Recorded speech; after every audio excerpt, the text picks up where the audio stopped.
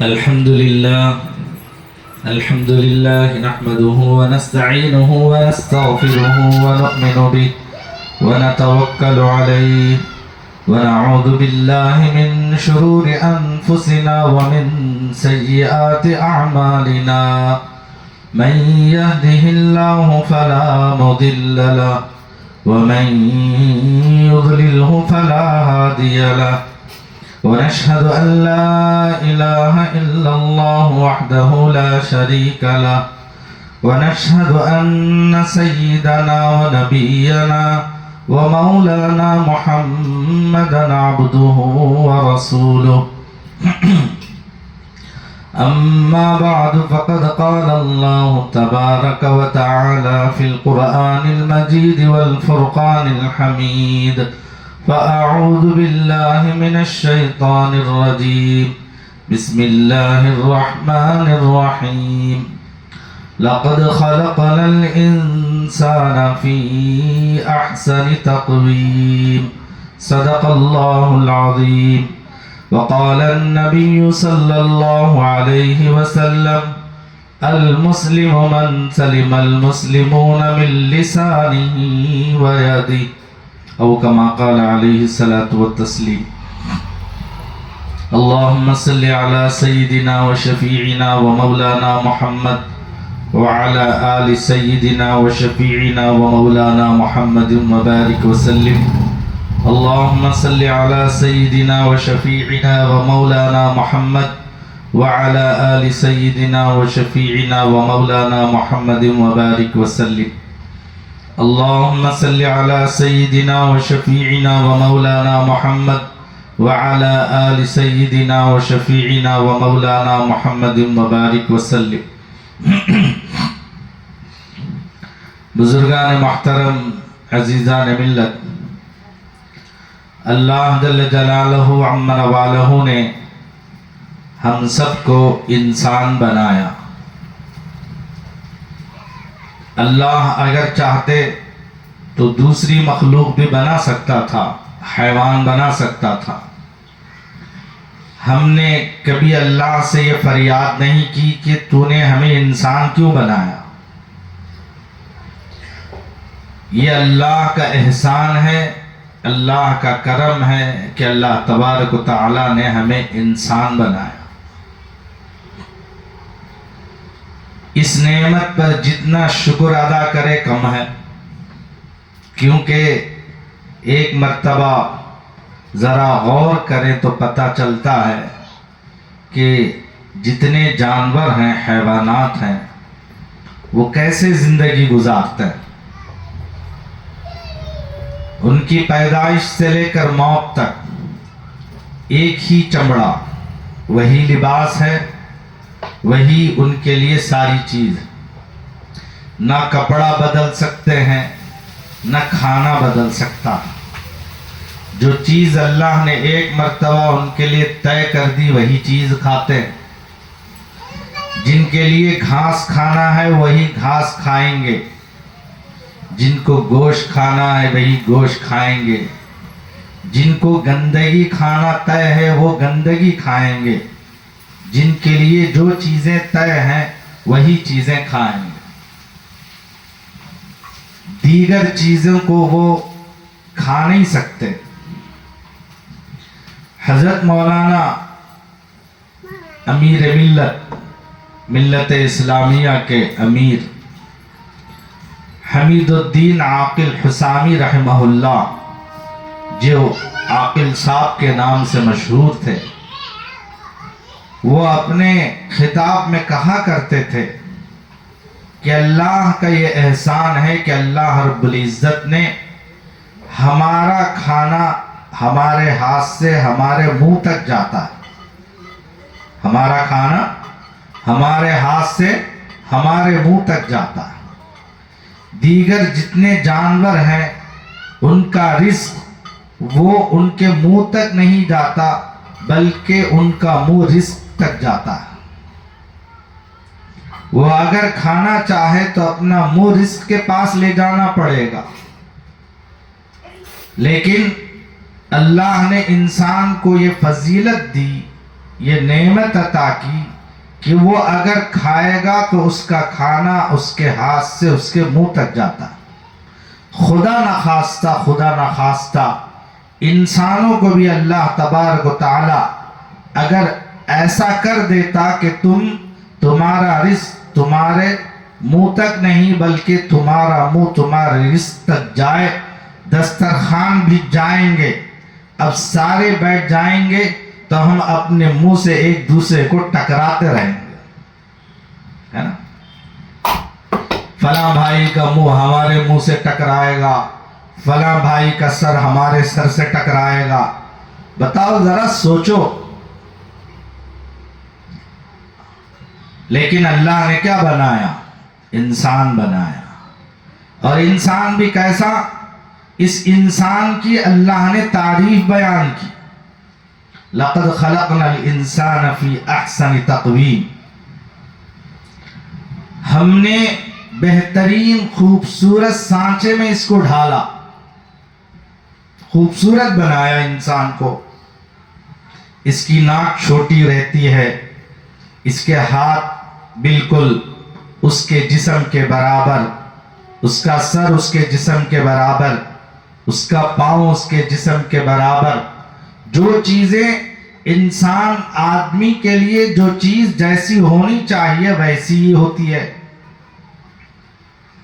لیکن جانوروں کو دیکھیں، کسی کا پیٹ موٹا، کسی کی ناک لمبی، کسی کے پاؤں بڑے، کسی کی سون بڑی، کسی کا منہ بڑا، کسی کی ناک بڑی، کسی کے پیر چھوٹے. ایسے ان کو خوبصورت نہیں بنایا. ان کے جسم کے اعتبار سے ان کو نہ ہاتھ دیے گئے نہ پاؤں دیے گئے، ان کو نہ ناک دی گئی.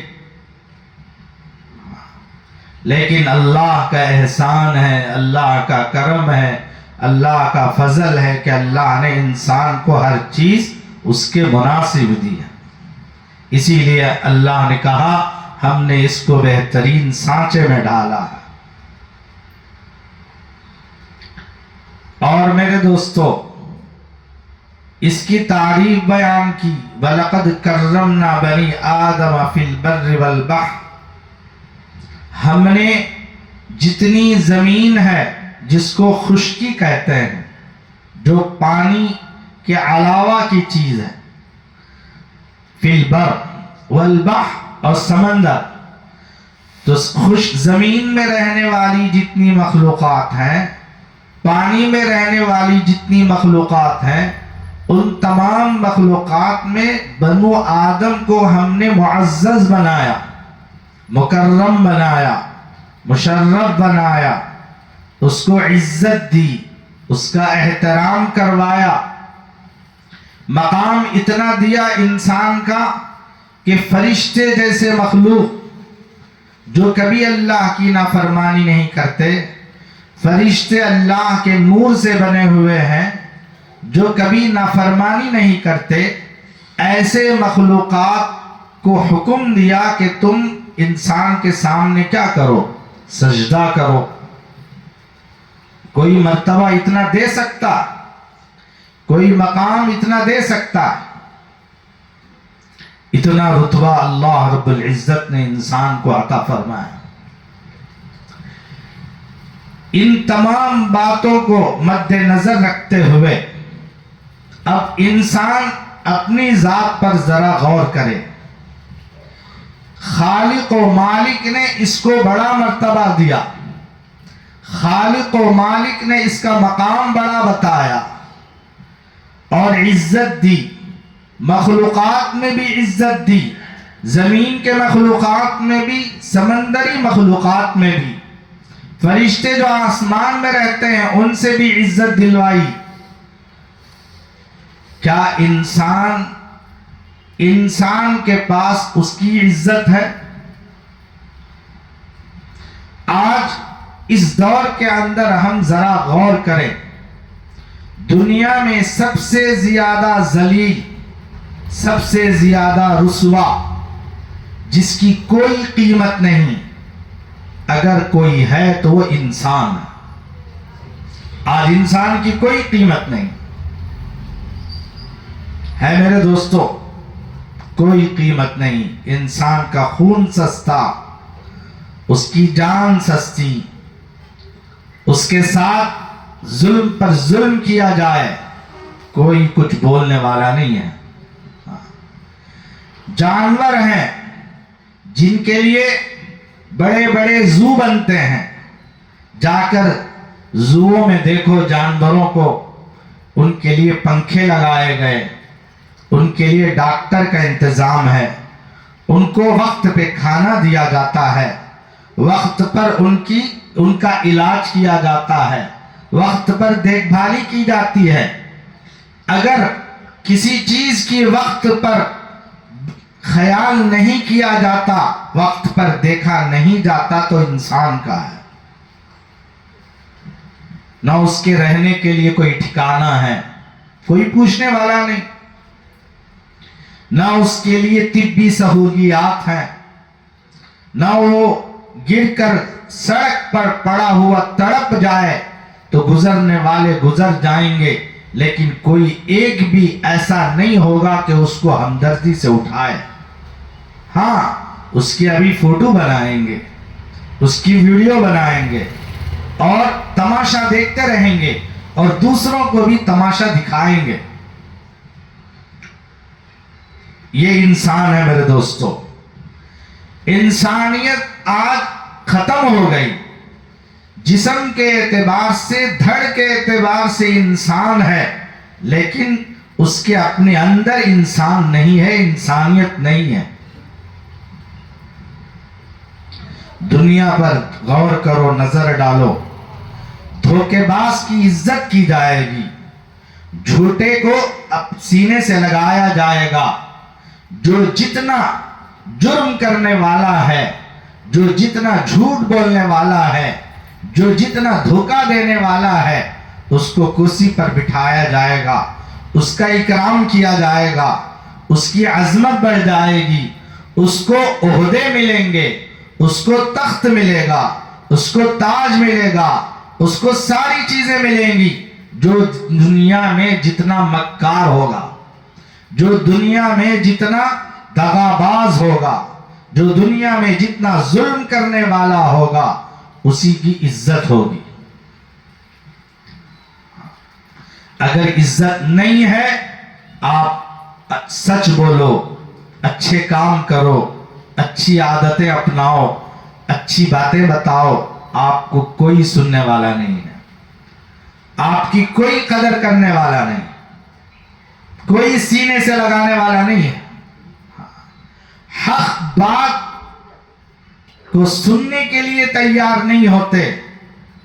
جس کی زبان تیز چلتی ہے، جو زبان ایسی تیز چلاتا ہے کہ باتیں بنا بنا کر آدمی کو بہکا دے، تو اس کے بہکاوے میں آ جائیں گے، لیکن کوئی حق بات کہے اس کا کوئی ساتھ نہیں دے گا. کوئی حق گواہی دے، اس کی گواہی کو بھی قبول نہیں کریں گے. لوگ جھوٹی گواہی دینے کے لیے تیار ہو جائیں گے،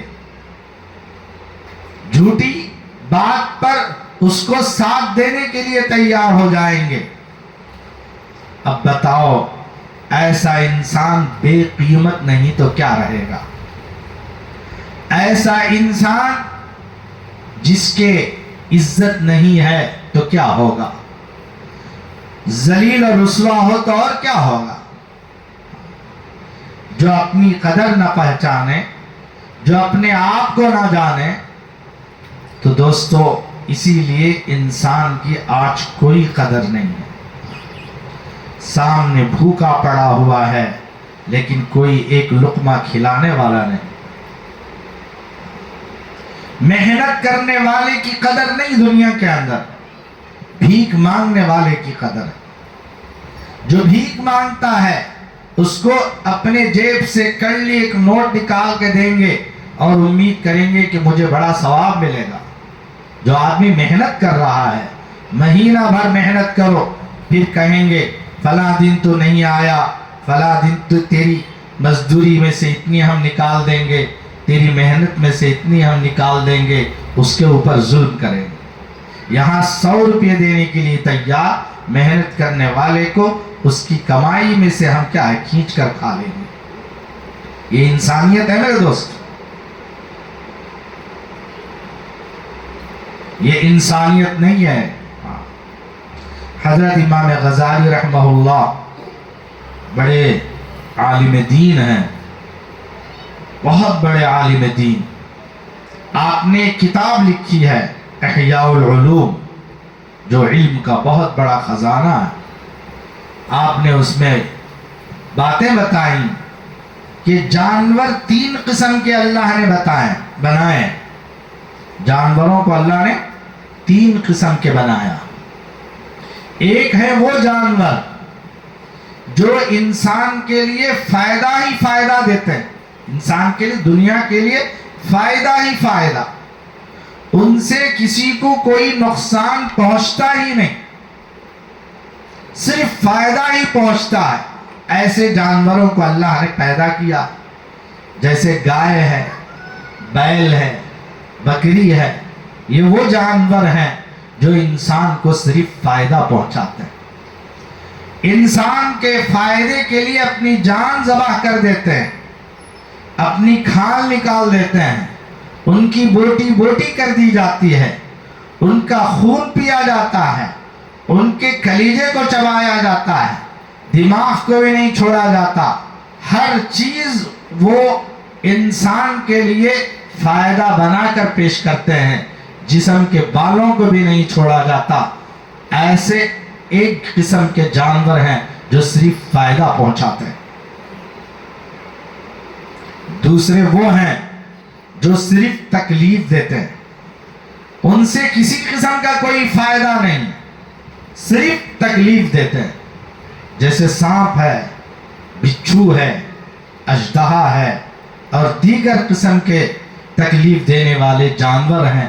ان سے انسان کا کوئی فائدہ نہیں ہوتا ہے، لیکن اللہ تعالیٰ کسی مخلوق کو بیکار تو پیدا نہیں کیا کہ اس کو پیدا کر کے اللہ جس چیز کا فائدہ اللہ پہنچانا چاہتے ہیں وہ تو ضرور پہنچاتے ہیں، لیکن انسان کے لیے ظاہری اعتبار سے ان کے ذریعے سے کوئی فائدہ نہیں ہوتا، تکلیف دیتے ہیں۔ تیسری قسم کے جانور وہ ہیں جو نہ فائدہ دیتے ہیں نہ تکلیف پہنچاتے ہیں، جیسے لومڑی ہے، گیدڑ ہے، بندر ہے اور دیگر کبوتر وغیرہ ہیں۔ یہ ایسے جانور ہیں، ایسے پرندے ہیں جن سے نہ کوئی تکلیف ہوتی ہے نہ فائدے کا کام آتے ہیں۔ ان 3 قسم کے جانوروں کو حضرت امام غزالی رحمہ اللہ بتا کر انسانوں سے مخاطب ہو کر کہتے ہیں، اے انسانوں، یا تو پہلی قسم کے جانور بن جاؤ، یا تو پہلی قسم کے جانور بن جاؤ کہ جس سے فائدہ ہی فائدہ پہنچے، تم دوسروں کے فائدے والے بن جاؤ۔ اللہ نے انسان کو دنیا میں پیدا کیا ہے، خود غرضی کے لیے پیدا نہیں کیا میرے دوست، کسی کے کام آوے۔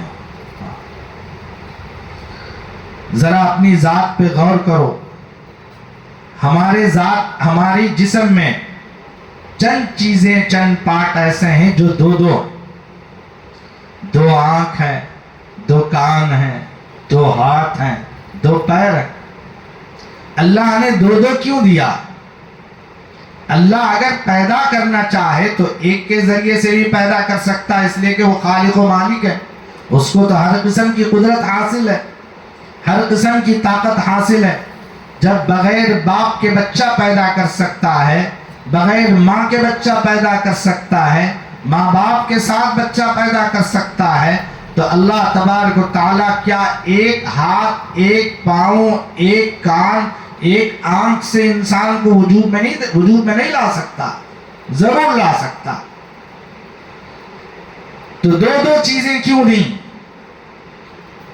غور کرنے کا مقام ہے۔ 2 چیزیں اس لیے دیں کہ ایک اگر کام کے قابل نہیں تو دوسرا کام کے قابل ہے۔ دوسرا اس کا سہارا بنے.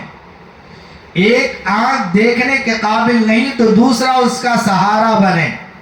ایک پاؤں چلنے کے قابل نہیں تو دوسرا اس کا سہارا بنے.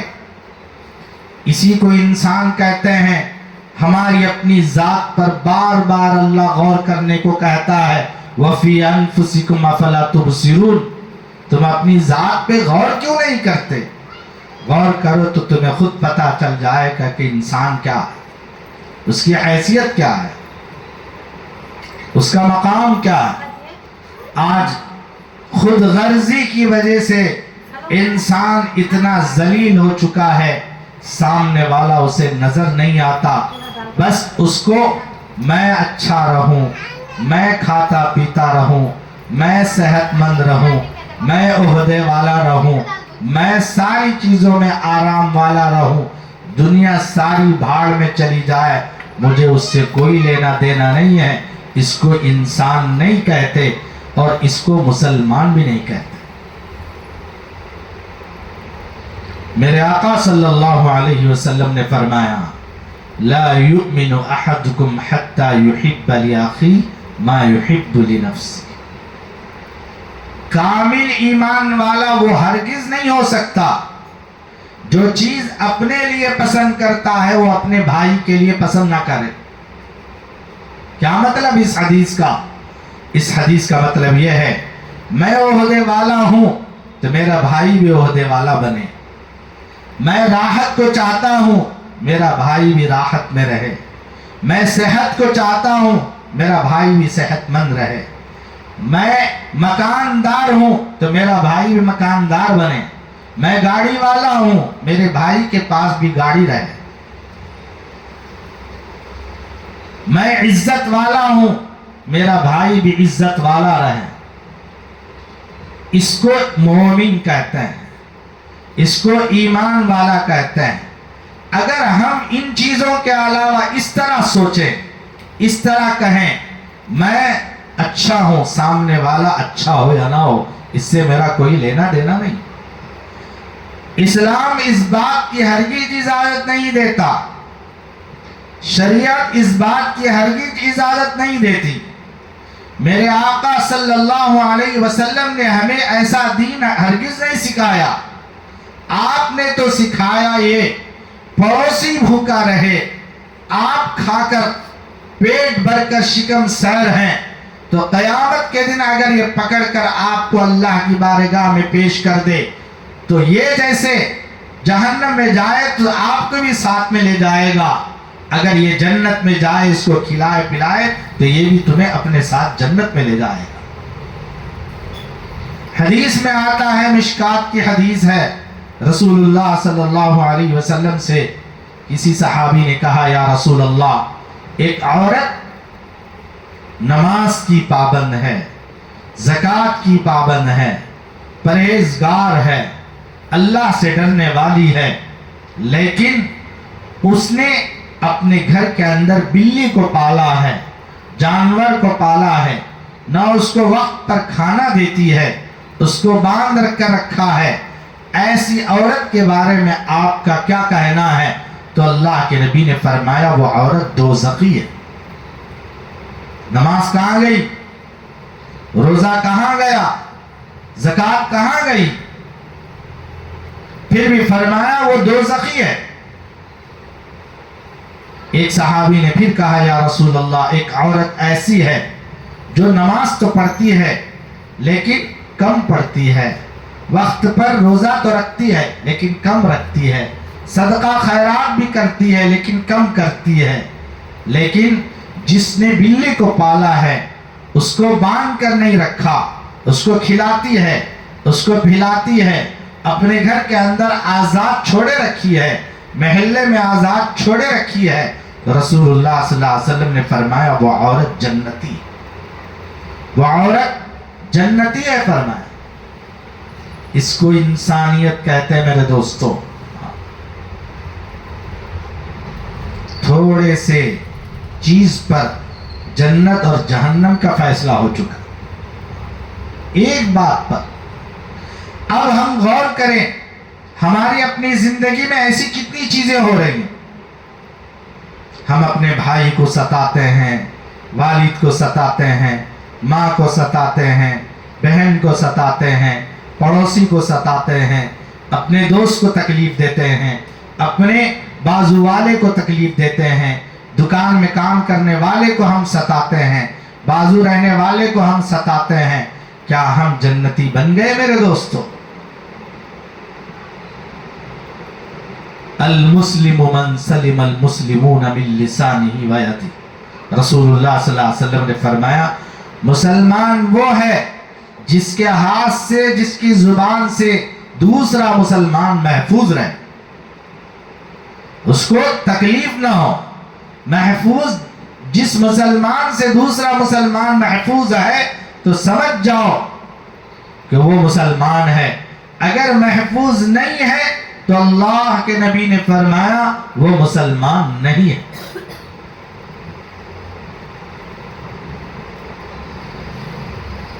میرے عزیز دوستو،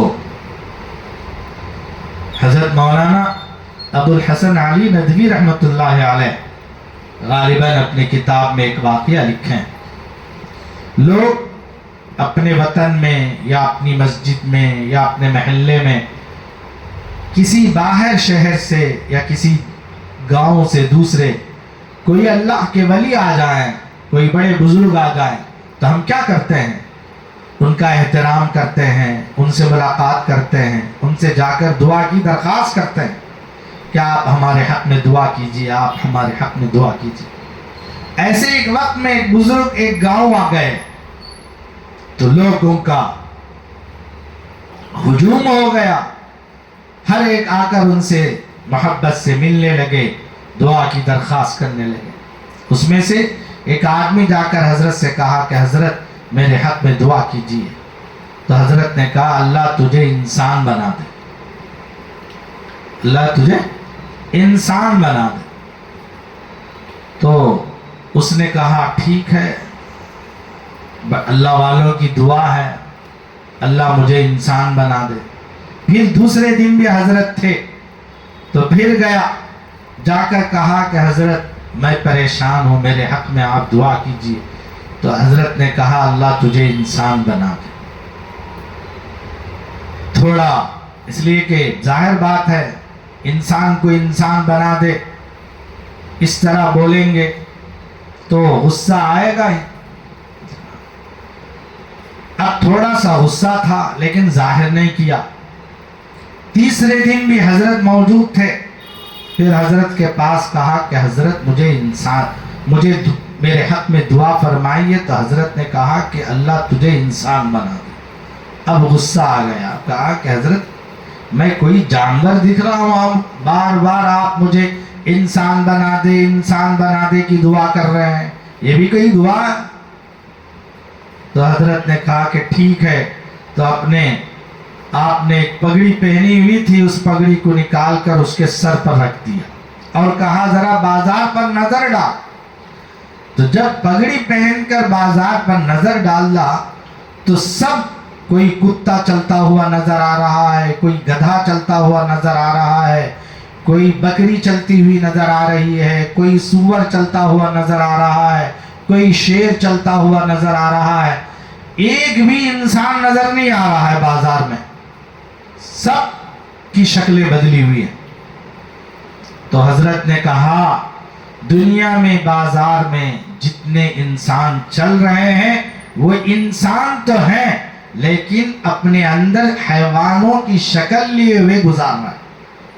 کسی کے اندر گدھا ہے، گدھاپن ہے، کسی کے اندر کتے کی صلاحیت ہے، کسی کے اندر شیر کی صلاحیت ہے، اور کسی کے اندر فلاں۔ اب ایسی حالتوں میں زندگی انسان گزر رہا ہے، اسی لیے میں نے تیرے حق میں دعا دی کہ اے اللہ اس کو انسان بنا دے، یہ تو ایک انسان بن کر بازار میں زندگی گزارے، تو میری دعا صحیح ہے کہ نہیں ہے؟ تو اس نے کہا کہ حضرت بالکل آپ کی دعا صحیح ہے، اللہ مجھے صحیح انسان بنا دے۔ فرمایا آج جانوروں کی خوبیاں اور ان کی صلاحیتیں لے کر انسان پھر رہا ہے، کتا تو وفادار تو صحیح ہے لیکن اپنی گلی میں کسی اور کتے کو آنے نہیں دیتا. آنے دیتا.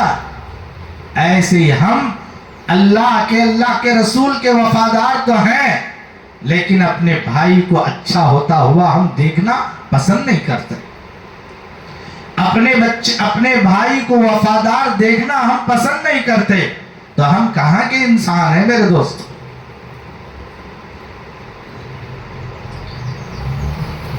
قطب الدین ایبک ایک بڑا بادشاہ گزرا ہے ہمارے ہندوستان کے اندر. قطب الدین ایبک بڑا بادشاہ، لیکن انصاف پرور بادشاہ. بادشاہ لوگ اپنی مشغولی اوقات میں دیگر کاموں میں لگے رہتے ہیں. ذرا کام سے فارغ ہو گئے تو شکار کے لیے نکل جاتے ہیں. تو اسی طرح قطب الدین ایبک بھی ایک مرتبہ شکار کے لیے نکل گیا. چند ساتھیوں کو لے کر شکار کے لیے نکلا تو گھنے جنگل میں گیا. تو وہاں ایک آدمی بکریوں کو یا گایوں کو، اپنی گائے کو چروا رہا تھا. تو اس نے گائے سمجھ کر اپنے تیر نکالا، کمان نکالی اور کمان میں تیر لگایا اور نشان لگا کر تیر چھوڑا. تو جیسے ہی تیر نشانہ بنا کر چھوڑا، وہ جانور کے بجائے انسان کو لگ گئی. ایک جوان آدمی تھا، اس کو تیر لگ گئی. جیسے ہی تیر لگی وہ زمین پر گرا اور وہیں دم توڑ دیا، مر گیا، انتقال ہو گیا. جا کر دیکھا تو ایک نوجوان آدمی ہے. غلطی کا احساس ہوا بادشاہ کو اور تلاش کیا کہ یہ کس کا لڑکا ہے. تو پتا چلا کہ آپ کے شہر میں ایک بوڑھی ماں صاحب ہے، فلاں گلی میں رہتی ہے. اس کا ایک ہی سہارا وہ بیٹا ہے، اور یہی بیٹا دن بھر بکریوں کو یا گائے کو چراتا ہے، اور اس سے جو آمدنی ملتی ہے وہ اس کے ذریعے سے اپنی ماں کا گھر، اپنا گھر چلاتا ہے. آج وہ بھی دنیا سے رخصت ہو گیا، اب میرا سہارا کوئی نہیں ہے. ماں کو پتہ چلتا ہے، ماں رو رو کر بے ہوش ہو جاتی ہے. جب ہوش آتا ہے تو دیکھتی کیا ہے کہ اب میرا کوئی سہارا نہیں ہے. اس کو پتہ چلتا ہے کہ تیر کسی نے نہیں مارا، بلکہ تیر اگر لگی ہے تو بادشاہ کی طرف سے لگی ہے. تو بادشاہ خود اپنے آپ کو عدالت میں پیش کرتا ہے، خود اپنے آپ کو قاضی کے پاس جاتا ہے. جا کر کہتا ہے کہ قاضی، میرے اور اس بوڑھی کے درمیان میں انصاف کرو. میں اپنے آپ کو پیش کرتا ہوں، آپ جو انصاف کریں گے میں اس کے لیے تیار. میری گردن اڑا دو، جان کے بدلے جان، اس کے لیے بھی میں تیار. بس انصاف چاہیے. قاضی جا کر بادشاہ جا کر قاضی کے پاس عدالت میں بیٹھا. بیٹھ کر اس کی بھی سنا، اس کی بھی سنا. لیکن معاف کرنا میرے دوستو، قاضی بہت بڑا نازک عہدہ، قضاوت بہت بڑا نازک عہدہ. لیکن ہمارے شہر میں کچھ لوگ ہیں سننے کے لیے ہی تیار نہیں، بات کو سننے کے لیے ہی تیار نہیں. تو فیصلہ کیا کریں گے؟ فیصلہ کیا کریں گے؟ افسوس ہے میرے دوستو، افسوس. ایسے لوگوں کی وجہ سے کتنے رشتے ٹوٹ جا رہے ہیں، حالانکہ ان کا کام جوڑنے کا. اللہ کے نبی کے نزدیک جوڑنے والے پسند ہیں، توڑنے والے پسند نہیں. چند سکوں کے خاطر بک گئے، چند سکوں کے خاطر. اللہ کو کیا جواب دیں گے؟ میں نے خود اپنے آنکھوں سے دیکھا. ہم گئے تو بھی سننے کے لیے تیار نہیں ہے، تو عوام کا سننے کے لیے کیا تیار ہوں گے؟ اللہ حفاظت فرمائے. لیکن میرے دوستو، میں عرض کر رہا تھا کہ بادشاہ خود دربار میں قاضی کے حاضر ہوا. حاضر ہو کر اب فیصلے کے لیے قاضی بیٹھے ہوئے ہیں. اس کی بھی سنیں، اس کی بھی سنیں. اور سن کر قاضی نے کہا جان کے بدلے جان ہے تو بوڑھی ماں سے ایک مرتبہ اجازت چاہی کہ اے ماں تم کیا کہتی ہو اس فیصلے پر؟ تو اس وقت میں ماں کہتی ہے میرا بیٹا گیا ہے بالکل صحیح ہے، لیکن ایسے بادشاہ کو میں کھونا نہیں چاہتی، آج سے میرا بیٹا یہی ہے۔ بڑی ماں کیا کہتی ہے؟ آج سے میرا بیٹا یہی ہے کہ اتنا بڑا انصاف پرور بادشاہ کہ غلطی پر ایسا نہیں کہ اس نے مجھ پر ظلم کیا اور میرے بچوں پر ظلم کیا، آدمیوں پر ظلم کیا، بلکہ وہ خود اپنے آپ کو عدالت میں پیش کیا اور اپنے جرم کا اقرار کیا، اپنے غلطی کو تسلیم کیا اور کہنے لگا کہ اس جرم پر، اس غلطی پر اگر فیصلہ میری جان کا بھی ہو جائے تو میں اس پر تیار ہوں، میں ایسے بادشاہ کو چھوڑنا نہیں چاہتی، اگر یہ چلا گیا تو اس امت کا کیا ہوگا، اس ملک کا کیا ہوگا، اس تخت کا کیا ہوگا۔ ایسے بنو میرے دوستو، جب عہدوں پر ہوتے ہیں تو ایسے بننا چاہیے۔ عہدے کے ملنے کی خوشی میں ظلم کبھی نہیں کرنا چاہیے، حق والے کو حق ضرور دلوانا چاہیے۔ اسی کو انسان کہتے ہیں۔ آج انسان کی کوئی حقیقت کیوں نہیں ہے؟ اس لیے نہیں ہے کہ انسان سب کچھ بھول چکا ہے۔ ظلم کرنا ایک اسے معلوم ہے، ذلیل کرنا اسے ایک معلوم ہے، دھوکہ دینا ایک اسے معلوم ہے، اور ناانصافی کرنا اسے ایک معلوم ہے، اور لیکن عزت دینا، احترام کرنا، ہر ایک کو اس کا حق دلوانا، ہر ایک کو اس کا حق پہنچانا، ماں کو ماں کا مرتبہ دینا، بیوی کو بیوی کا مرتبہ دینا، بہن کو بہن کا مرتبہ دینا، بھائی کو بھائی کا مرتبہ دینا۔ دنیا میں جتنے مراتب ہیں اللہ نے دی ہیں مرتبے۔